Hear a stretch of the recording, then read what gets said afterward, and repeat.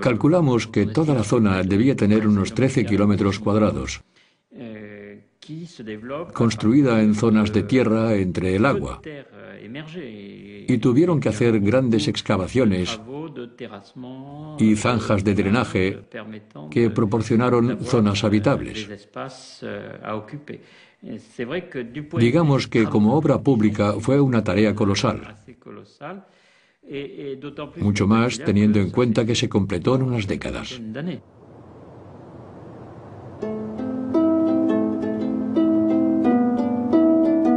Los aztecas que se instalaron en esta región pantanosa tenían muy poca tierra cultivable, pero consiguieron sacarle el máximo rendimiento al ambiente para alimentar a los miles de habitantes que vivían en la capital.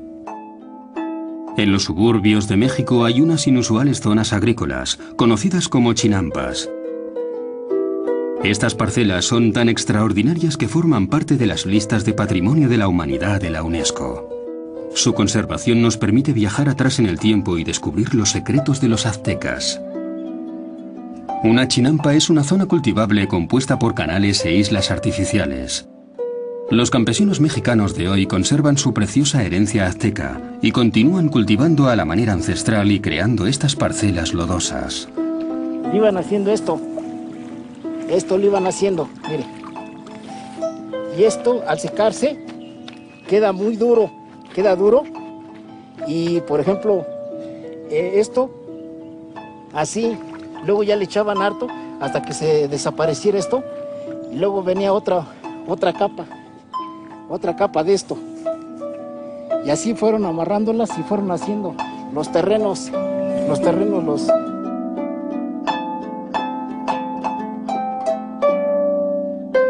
Estos huertos flotantes, construidos alrededor de la ciudad, pueden alimentar a una población de varios miles de personas. Esta técnica es muy productiva. La riqueza del suelo, la abundancia de agua y de lodo y la luz del sol garantizan 4 recolecciones anuales de diferentes cosechas. El cultivo de las chinampas duplica el rendimiento y la producción del suelo.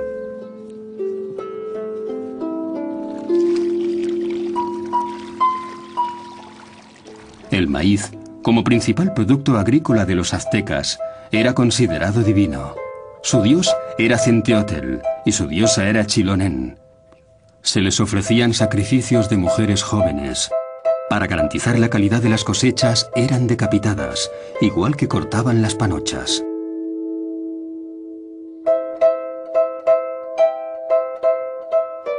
En Centroamérica se llevaron a cabo sacrificios humanos durante mucho tiempo, pero para los aztecas se convirtió en una obsesión. Cuando los conquistadores entraron por primera vez en la gran plaza de Tenochtitlán, se horrorizaron al ver la escalinata del gran templo cubierta de sangre.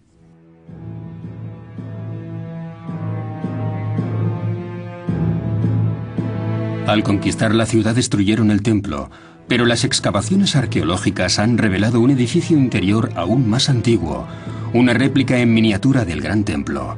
Sobre una plataforma hay una piedra negra, el altar de los sacrificios.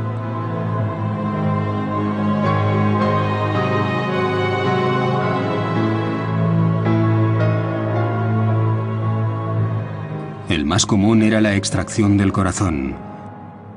Tendían a la víctima en la piedra del sacrificio y la sujetaban 4 hombres.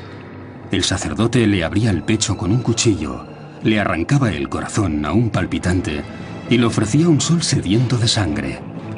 El cuerpo de la víctima se lanzaba por las escaleras de la pirámide y era devuelto a la tierra. El corazón se colocaba en esta estatua, Chacmol.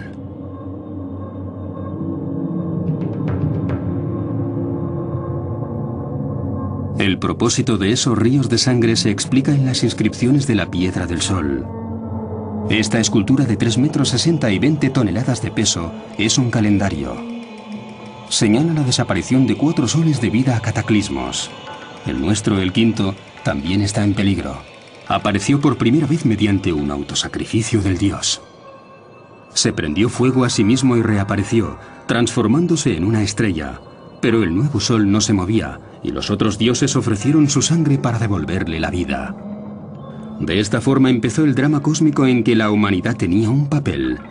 Para que el sol continuara su curso, había que alimentarlo cada día con agua preciosa. En otras palabras, con sangre humana.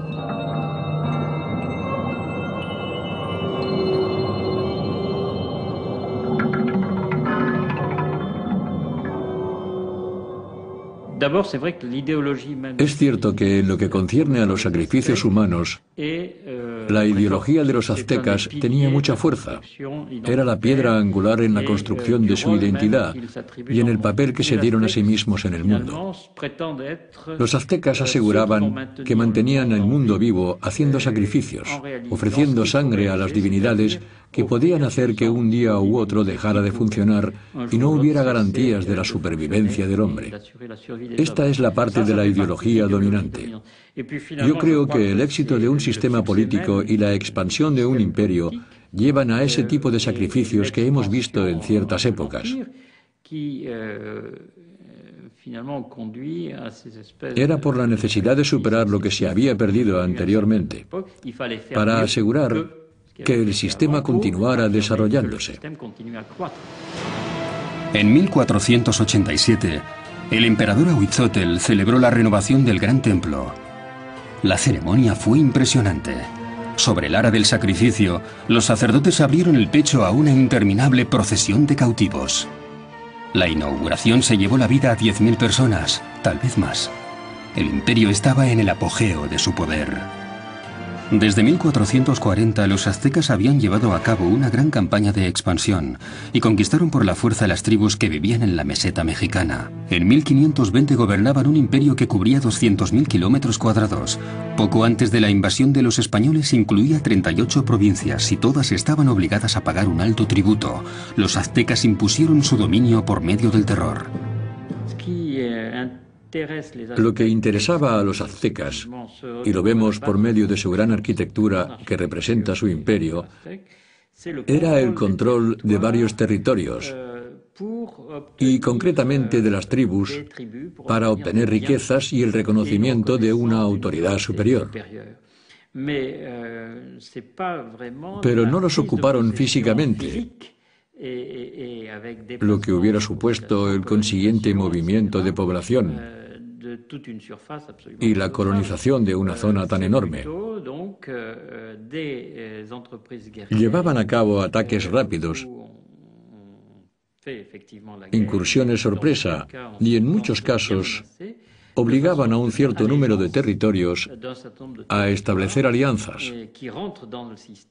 Se adherían al sistema imperial y reconocían la suprema autoridad tlatoani, la del emperador. Reconocían la importancia fundamental de la divinidad, del divino guardián de los aztecas, Huitzilopochtli, el dios del sol. Pero al mismo tiempo, hasta cierto punto, tenían derecho a continuar dirigiendo sus propios asuntos mientras siguieran cumpliendo lo pactado y pagaran sus tributos.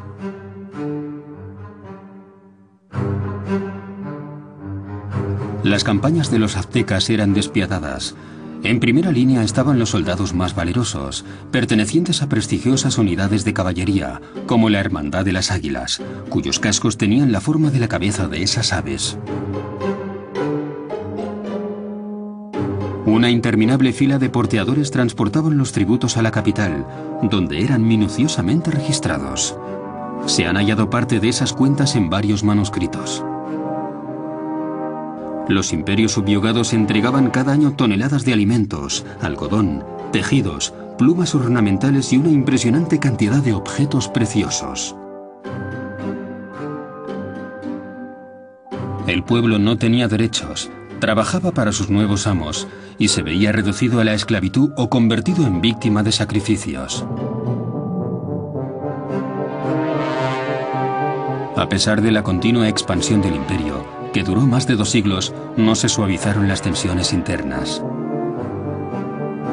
Tenochtitlán era el escaparate de los aztecas y su poder pedía un alto precio.